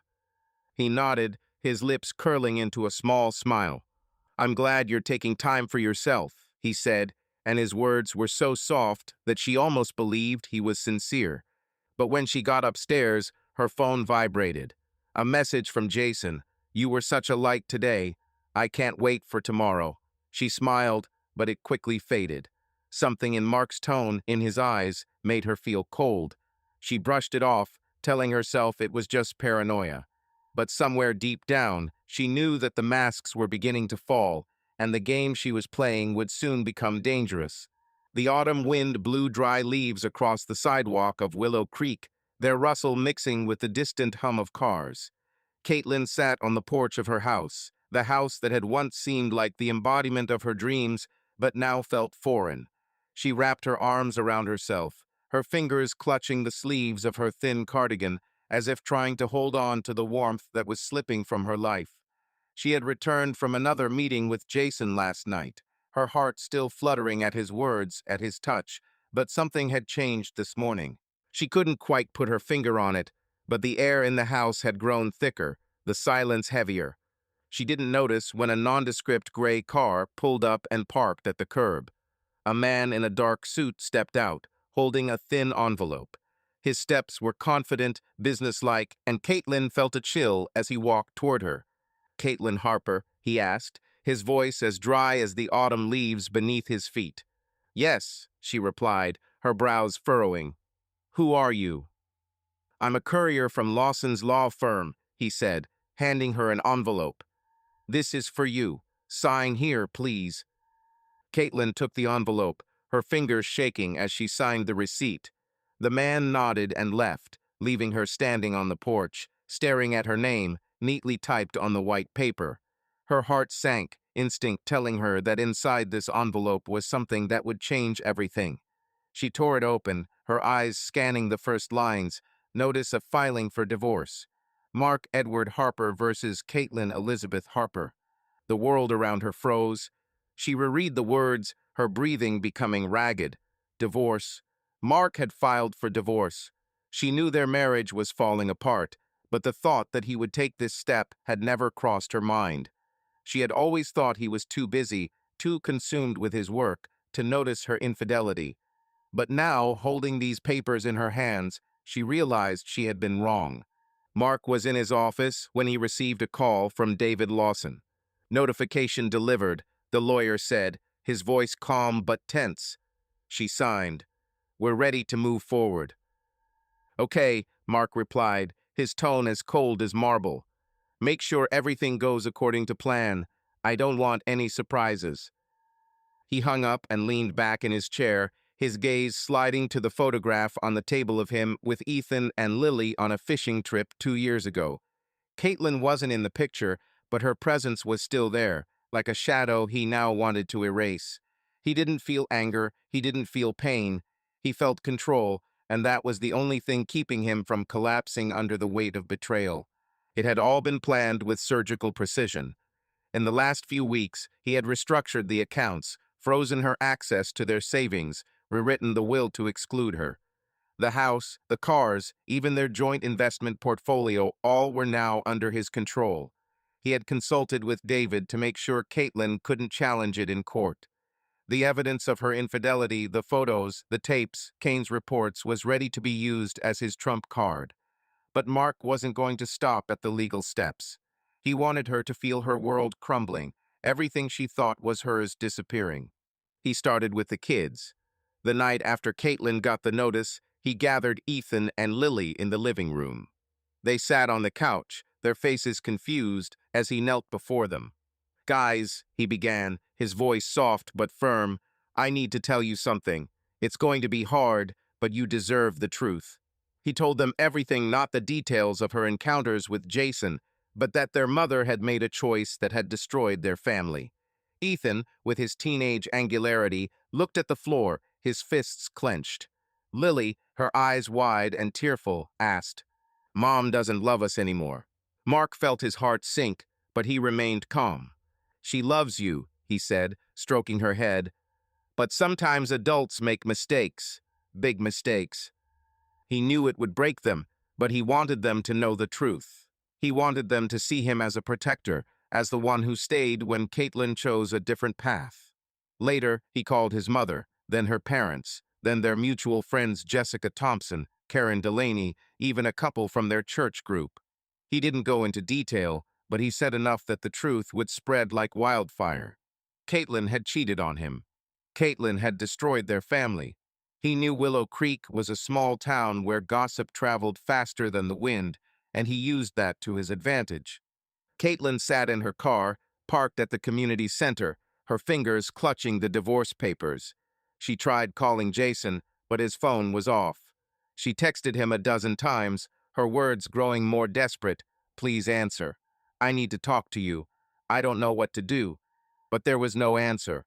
She felt her world crumbling, and the man who was her salvation, her light, disappeared like a mirage. She returned home, but the house no longer seemed hers. Mark was in the living room, his face calm, almost serene. "You got the papers," he said, not looking at her.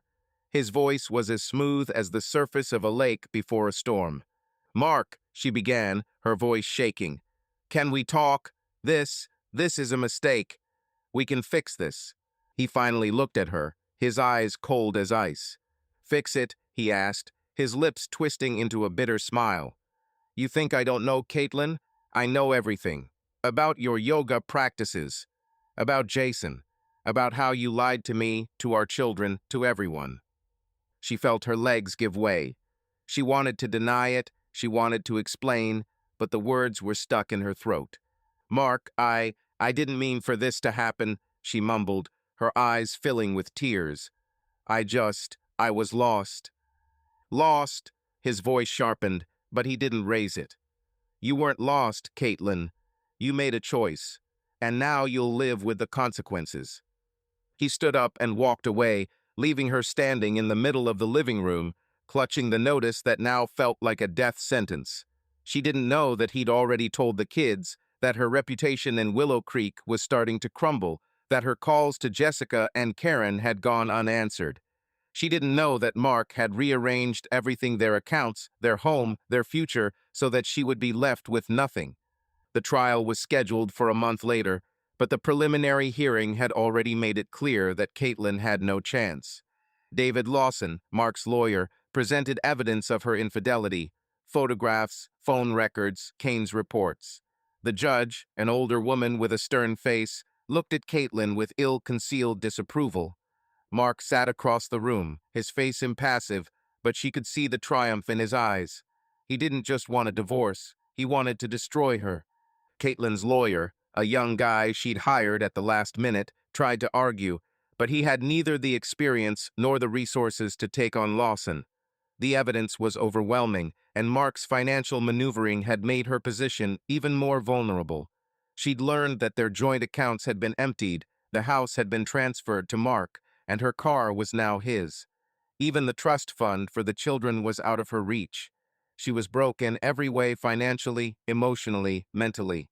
After the hearing, she tried to talk to Mark, but he walked past her without even looking at her. Ethan and Lily, who were with their grandmother, did not answer her calls. Her mother, when Caitlin finally got through, only said, "You did this to yourself, Caitlin. Don't expect me to feel sorry for you." Her world was falling apart, and she didn't know how to stop it. She went back to the community center, hoping to find Jason, but he wasn't there. The receptionist said he'd quit and left town, leaving no contact. Caitlin stood in the empty yoga room, tears stinging her eyes. She realized he'd used her. She was just an adventure, a passing fancy. He'd disappeared, leaving her to face the consequences. Caitlin rented a small apartment on the outskirts of Raleigh, paying for it with the last of her savings. She tried to get a job, but her reputation in Willow Creek was in tatters. Neighbors whispered behind her back, friends turned away, and her children looked at her with resentment, which Mark skillfully fed. She saw them once a week under supervision, but Ethan's every glance was full of accusations, and Lily simply remained silent, buried in her drawings. She sat in her empty apartment, staring at the boxes she hadn't unpacked. Her phone was on the table, but it was no longer vibrating with Jason's messages. She opened their old text messages, her fingers shaking as she reread his words, "You make me feel alive." Now they seemed like a mockery to her. She was alive, but at what cost?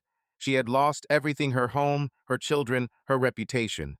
And worst of all, she had lost herself, the woman she had tried so desperately to find. Caitlin closed her eyes, tears falling onto the screen of her phone. She knew Mark had won, that his revenge was complete.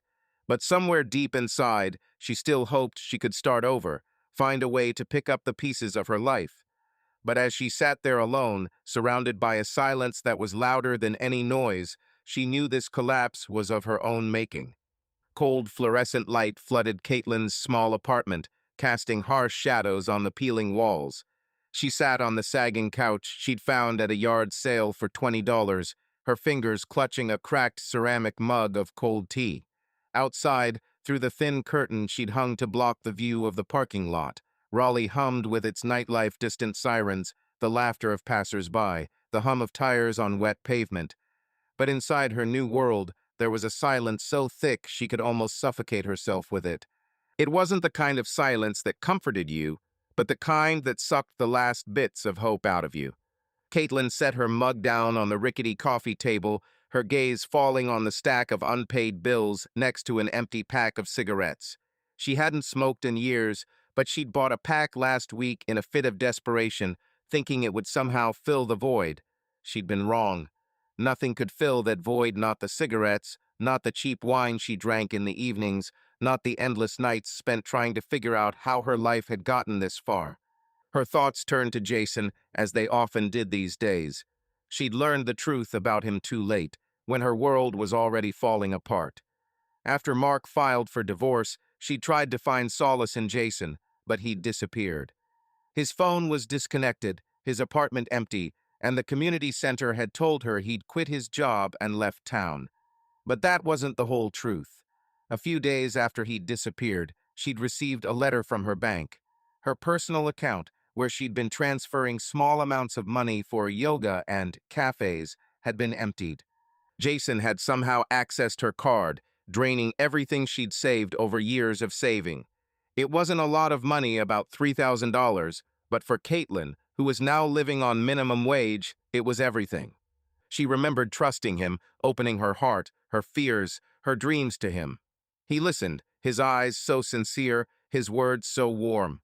"You're stronger than you think, Caitlin. You deserve to be happy." Now the words sounded like a mockery. He was a gigolo, a man who used her loneliness, her vulnerability, to get what he wanted. She was not a woman to him, not a lover, just an opportunity. And when she was no longer useful, he disappeared, leaving her alone in the wreckage of her own life. Caitlin worked as a cashier at a convenience store on the outskirts of Raleigh. It was a low-paying job, grueling and humiliating for a woman who had once lived in a large house in Willow Creek, where she had been known as the perfect wife and mother. Now she stood behind the register, scanning cans of beans and bags of chips, her eyes empty, her smile forced. Her co-workers, mostly teenagers and older women, were kind but distant, sensing her distance. She didn't tell them about her past life, how she had lost everything: her home, her children, her reputation.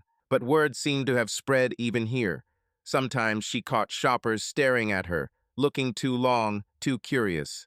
Her shift ended at 10 o'clock, and she returned to her apartment, her footsteps echoing in the empty hallway. The building was old, smelling of damp and cheap detergent. The neighbors mostly lonely old people, and students rarely said hello, and Caitlin was glad for that. She didn't want conversation, didn't want pity. All she wanted was her children back. But even that was impossible. The verdict was final. Mark was awarded full custody of Ethan and Lily. The evidence of her infidelity presented in court was overwhelming: photographs, recordings, private investigator reports. The judge, with her stern face and cold voice, made it clear that Caitlin was not to be trusted as a mother. She was allowed to see the children once every 2 weeks, under supervision, but even those visits were excruciating. Ethan looked at her with cold disdain, his teenage anger like a knife in her heart. Lily, her little Lily, was quiet, her eyes full of questions Caitlin could not answer. "Why did you leave, Mom? Why did you abandon us?" She tried to explain, but the words sounded empty, like an echo in an empty room. She wrote to Mark, called him, begged him to meet, but he was adamant. His messages were short, formal. "The children don't want to see you. Respect their decision." He didn't yell, he didn't blame, but his coldness was worse than any anger.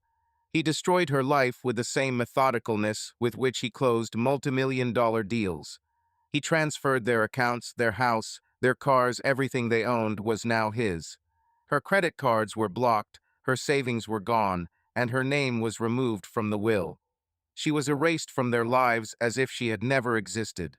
Caitlin sat at the small kitchen table, her fingers leafing through an old photo album she'd taken from the house before Mark had changed the locks. There were pictures of Ethan and Lily at the beach, in the park, at Christmas, their faces beaming with happiness. She ran her finger over a picture of Lily holding her hand, Ethan making faces in the background. Tears stung her eyes, but she wouldn't let them fall.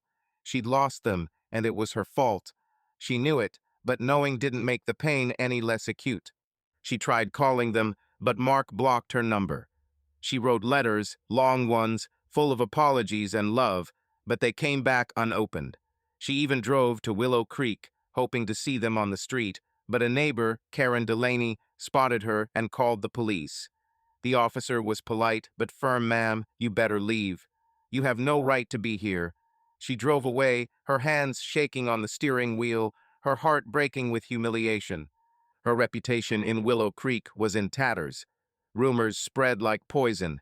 Caitlin Harper, the perfect housewife, had cheated on her husband with some yoga instructor, had abandoned her family for a lover who had cheated on her. People she considered friends had turned their backs on her. Jessica Thompson, with whom she had once shared coffee and discussed school, was no longer answering her calls. Even her mother, always so strict but loving, had told her on the phone, "You got what you deserved, Caitlin. Don't expect me to save you." She was alone, completely and utterly. Her world, which had once been full of laughter, warmth, life, was now an empty shell. She tried to find solace in her work, but scanning products and smiling at customers only served to highlight her decline. She was a shadow of the woman she had once been, and every day that shadow grew thinner. One night, after a particularly long shift, Caitlin sat in her apartment, staring at the old laptop she'd bought at a garage sale. She opened her email, hoping to find a message from her kids, an email from her lawyer, even an ad, but the inbox was empty. She typed Jason's name into the search bar, her fingers moving almost against her will. She found his social media profile, but it was blocked, and his last posts were a month old. She searched for his name in the news, in databases, even in crime reports, but he was gone like a ghost. She imagined him living somewhere else, with another woman, with her money, her trust. The thought was like acid, eating away at her from the inside. She closed her laptop and went to the window, looking out at the parking lot where her old car, the only thing she had left, sat under a dim streetlight. She thought about how things could have been different. If she hadn't gone to that yoga class, if she hadn't responded to Jason's text, if she hadn't let herself get carried away by the euphoria. But those ifs were useless. She'd made a choice, and now she was paying for it. She returned to the couch, her eyes falling on the photograph of Lily she had taped to the wall. It was the only picture she had hung in the apartment. Lily, laughing, ice cream on her cheek. Caitlin touched the picture, her fingers shaking. She wanted to call, wanted to go see them, but she knew it was pointless.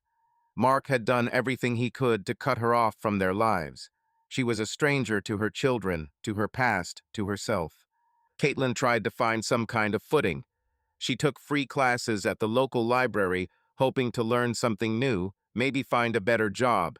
But her thoughts kept returning to the kids, to Mark, to Jason. She went to a cheap coffee shop on the weekends, sat there with a book she couldn't read, and watched people go about their ordinary lives. She envied their simplicity, their laughter, their connections. She was cut off from it all, like an island lost at sea. One day, as she was walking home from work, she saw a woman who looked like Lily on the street. Her heart leapt, and she quickened her pace, but it wasn't her daughter, just a girl with the same blonde curls. Caitlin stopped, her breath hitching, and she felt tears welling up. She leaned against the wall, trying to calm herself, but the pain was too much. She had lost everything, and now even hope seemed like a luxury she couldn't afford. Caitlin walked back into her apartment, her steps heavy, as if she were carrying her entire shattered world on her shoulders. She lay down on the couch, fully dressed, and closed her eyes. Silence enveloped her, but there was no peace in that silence. There was only loneliness, cold, merciless, endless. Morning fog settled over Willow Creek, muting the colors of the neat lawns and white picket fences. Caitlin stood on the corner of a familiar street, her fingers fiddling nervously with the strap of the old purse slung over her shoulder. Her gaze was drawn to the Harper house, a two-story colonial that had once been her sanctuary, her pride, her world. Now it seemed foreign, like a set from an old movie in which she was no longer the star. The windows reflected the gray sky, and Mark's car sat in the driveway, shiny and immaculate, like his new life without her. Caitlin took a deep breath, her breath shaking, and stepped forward. This was her last attempt to make things right, to regain even a shadow of what she had lost. She lay awake all night on her sagging couch in her cramped apartment on the outskirts of Raleigh. Her thoughts swirled around Ethan and Lily, their faces, their voices she hadn't heard in weeks. She imagined holding them, explaining that what she had done had been a mistake, an act of desperation, not a rejection of her love for them. She wrote a letter, a long one, full of apologies and words of love and pain, but she didn't send it. The words on paper felt empty, unable to convey what she felt. She needed to see them, to talk to them, to show them that she was still their mother, despite everything that had happened. She climbed the porch steps, her legs feeling like lead. The doorbell she had pressed 1,000 times felt foreign now, and her finger hovered over the button. What if they didn't want to see her? What if Mark called the police, like Karen Delaney had done last time? But she couldn't back out. She pressed the bell, the sound echoing through the house, and her heart clenched in anticipation. The door opened and Mark appeared. His face was cold as a winter wind, his eyes dark and impenetrable. He was wearing a shirt with the sleeves rolled up. His hair was slightly disheveled, but his posture was as confident as ever. He didn't say a word, he just looked at her, and that look was worse than any scream. "Mark," Caitlin began, her voice shaking. I need to talk. Please." "You don't belong here," he said, his tone level but sharp as a blade. "You got your notice. You have a lawyer. Speak through him." "This isn't about the divorce," she said, her eyes filling with tears. "This is about the kids. I want to see them. I want to explain." Mark crossed his arms, his lips pressed into a thin line. "Explain?" he asked, his voice growing a little louder. "What do you want to explain, Caitlin? How did you abandon them? How did you choose your lover over your family?" She flinched. His words were like a blow. "I didn't leave them," she said, her voice breaking. "I made a mistake, Mark. I was lost. I didn't know how to cope. But I love them. I've always loved them." He looked at her, his eyes full of contempt. "Love," he said. "Do you think love is what you did while you were running around with that gigolo? Do you think Ethan and Lily will understand your love when they find out you spent their money, their future on him?" Caitlin felt her legs go weak. She knew Jason had cheated her, taken her savings, but hearing it from Mark, seeing him use it against her, was unbearable. "I want to see them," she repeated, her voice almost a whisper. "Please, Mark, they're my children."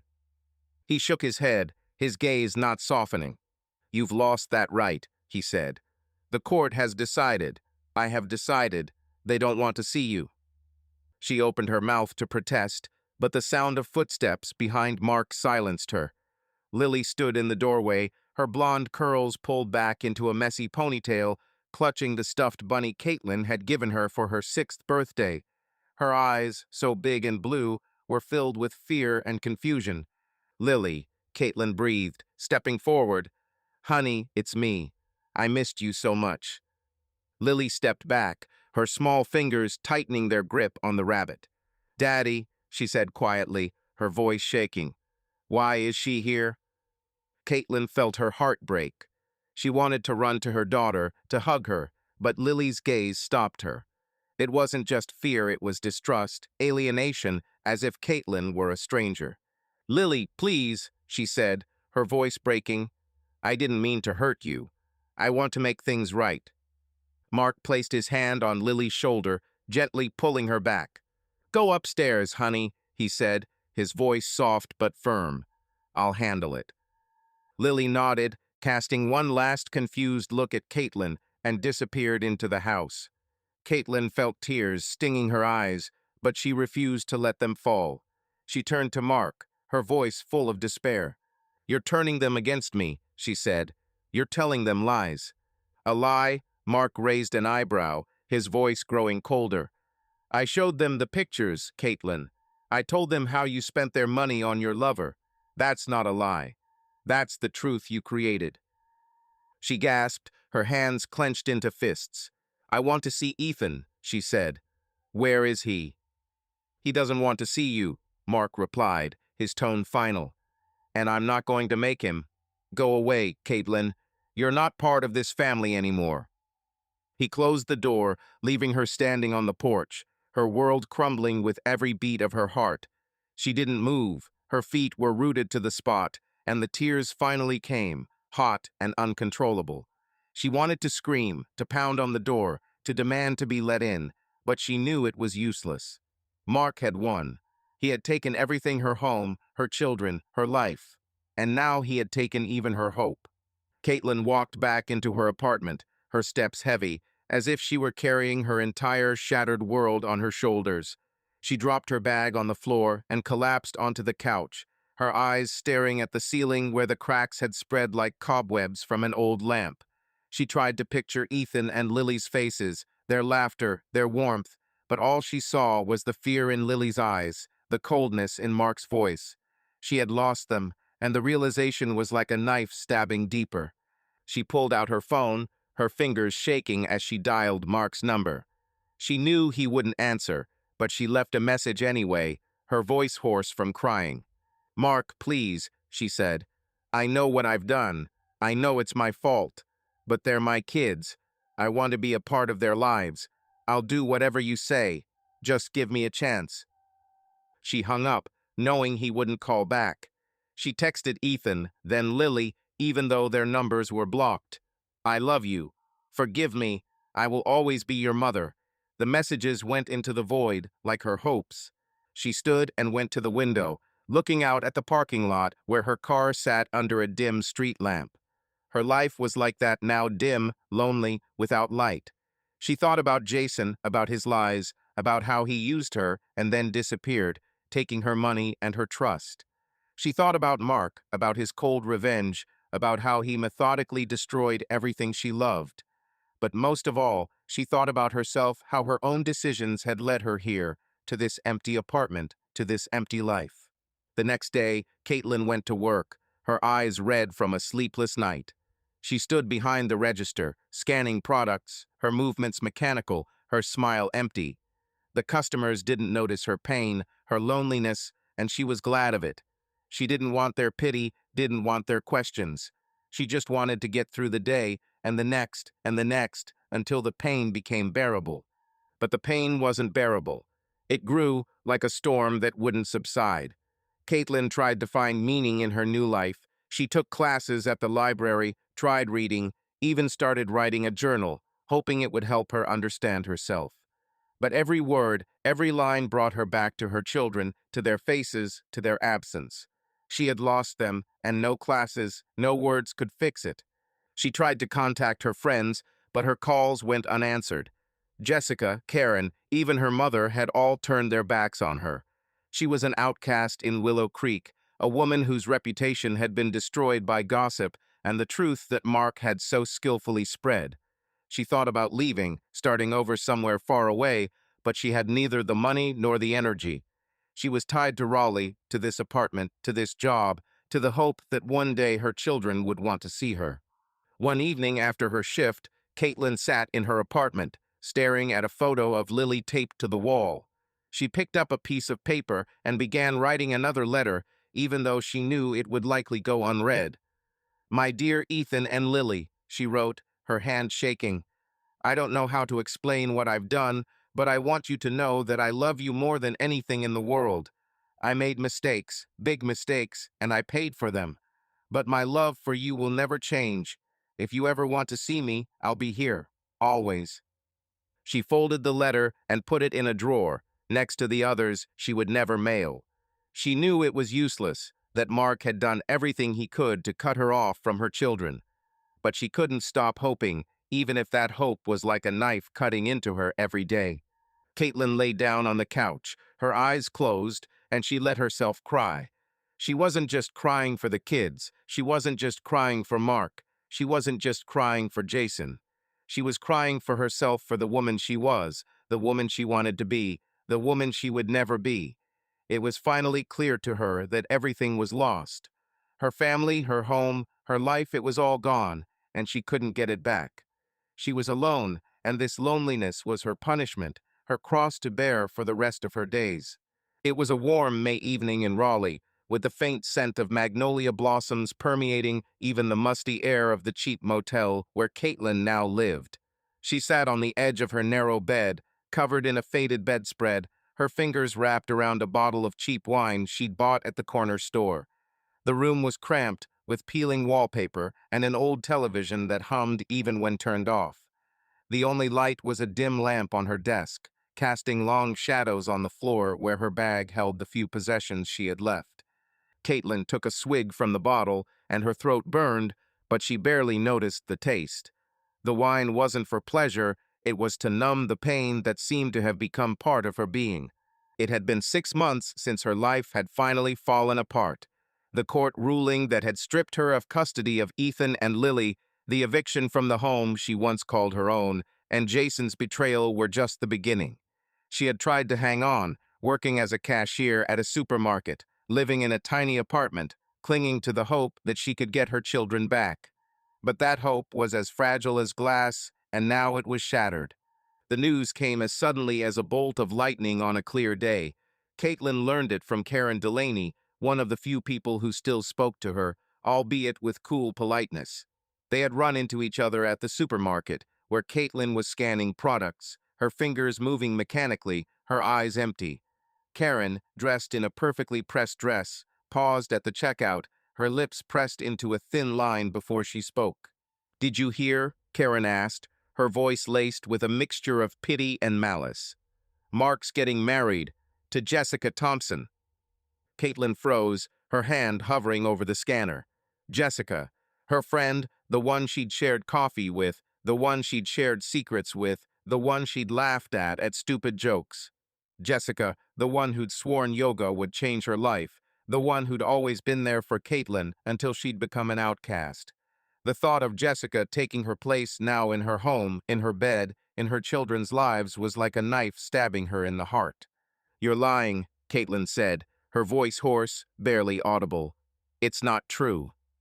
Karen shrugged, her eyes shining. "Ask anyone in Willow Creek. They've already announced their engagement. The wedding is in June." Caitlin didn't remember finishing her shift. She didn't remember getting to the motel where she now lived after she couldn't pay her rent. All she remembered was the pain, sharp and all-consuming, as if someone had ripped the last bit of hope out of her. Mark hadn't just taken her children, her home, her life. He'd replaced her. And not with a stranger, but with a woman she'd considered a friend. Caitlin sat on her bed, her gaze falling on an old box leaning against the wall. Inside were photographs, the only thing she'd taken from the house, other than a few other things. She opened the box, her fingers shaking as she pulled out the pictures. Ethan on the football field, his smile wide and proud. Lily drew with chalk in the driveway, her cheeks smeared with paint. A family photo from the beach, all of them laughing, their faces glowing in the sun.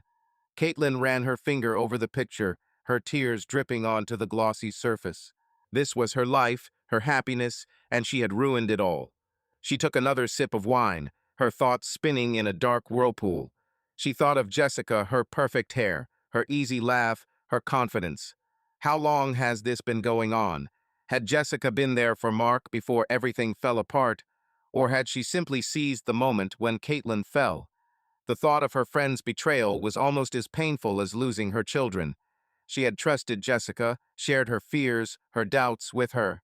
And now Jessica would be her children's stepmother, living in her house, sleeping in her bed. Caitlin felt her stomach clench, and she ran to the bathroom, where she threw up into the toilet. She returned to the bed, her body shaking, the bottle of wine nearly empty. She knew she was drowning, that alcohol had become her only solace, but she couldn't stop. The wine drowned out the voices in her head, the voices that reminded her of her mistakes, of Jason, of Mark, of the children. She drank to forget, but she couldn't forget. Each sip only intensified the pain, making it more real, more acute. The days turned into weeks, and the weeks into a blur. Caitlin lost her job at the supermarket. She was late, her hands shaking, her eyes red from tears and alcohol. The manager, an older woman with a tired face, was gentle but firm. "Caitlin, you're a good worker, but I can't keep you if you can't work. Pull yourself together." But Caitlin couldn't pull herself together. She tried, but every time she closed her eyes, she saw Lily backing away from her with the rabbit in her arms, or Ethan looking at her with cold disdain. She saw Mark, his cold smile, his victory. And now she saw Jessica standing next to him, her hand on Lily's shoulder, her laughter echoing through their home. She moved into the motel when she couldn't pay her rent. Her savings had long since run out, and her unemployment benefits barely covered the bills. She sold her car to pay for a few weeks at the motel, but she knew it was temporary. Soon she would be left with nothing, no home, no job, no hope. She tried calling Mark, writing him letters, begging him to see the kids, but he was adamant. His messages were short, like gunshots. "The children don't want to see you. Leave them alone." She wrote to Ethan and Lily, but their numbers were blocked and the letters were returned unopened. One day, in a fit of desperation, she drove to Willow Creek, hoping to see her children at least from a distance. She stood on the corner of their street, hiding behind a tree, her heart pounding so loudly she was afraid they would hear it. She watched as Ethan walked out of the house, his backpack slung over one shoulder, and Lily followed behind him, holding Jessica's hand. Jessica looked perfect, her hair shining, her smile warm, as if she had always been a part of their lives. Caitlin felt her world crumble completely. She wanted to run, to scream, but her legs wouldn't move. She just watched her children leave with another woman, and then she turned and walked away, her tears mixing with the May rain. Caitlin sat in her motel room, her eyes glued to the old photographs scattered across her bed. She didn't know why she kept looking at them. Each one was like a blade, cutting deeper into her. But she couldn't stop. They were all she had left of her old life, of her children, of the woman she'd once been. She picked up a picture of her and Lily baking cookies, their faces smeared with flour, their smiles genuine. She ran her finger over the photo, her tears dripping onto the paper. She drank the rest of her wine, her head spinning but her thoughts clearer than usual. She knew she had hit rock bottom. Her life had been destroyed not by Mark, not by Jessica, not by Jason, but by herself. She had made a choice that had brought her here, to this room, to this emptiness. But even in this darkness, in this pain, she felt a glimmer of something, not hope, but determination. She stood up, her movements unsteady, and walked over to the small table where the notebook lay. She picked up a pen, her hand shaking, but she began to write. It was another letter, but this time it wasn't for Mark, not for Jessica, not for anyone who might ignore it. It was for herself. "Caitlin," she wrote, "you lost everything. You destroyed your life, your family, your future. But you're still here. You're still breathing. And as long as you're breathing, you have a chance. Not for Mark, not for Jessica, not for Jason. For Ethan and Lily. They're your kids, and you're their mother, no matter what. You can't take back the past, but you can fight for them. You can be better. You have to." She reread her words, her tears dripping onto the paper, smearing the ink. She knew it would be hard, almost impossible. Mark wouldn't let her get close, the kids wouldn't trust her, and her reputation in Willow Creek was ruined. But she couldn't give up. Not for her sake, but for theirs. She wanted Ethan and Lily to look at her one day and see not the woman who had betrayed them, but the one who had fought to earn their trust back. Caitlin put down her pen and closed her notebook. She looked at the photographs on her bed and, for the first time in months, felt something other than pain. It wasn't hope, not a spark, but a quiet, stubborn determination. She would get up. She would get a job, stop drinking, and start over. Not for Mark, not for Jessica, not for the past. For her children, so that one day they could trust her again.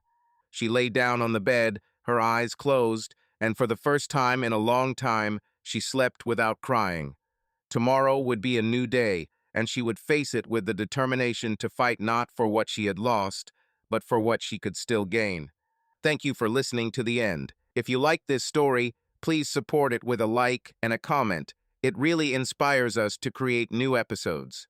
Be sure to subscribe to the channel so you don't miss the next story. It will definitely surprise you. See you soon, and may your life be filled with more good stories. Subscribe to our channel so that your love doesn't cheat on you, and go ahead and listen to the next story, because this story is nothing compared to the next one. If you're under 18, don't even think click to the next one.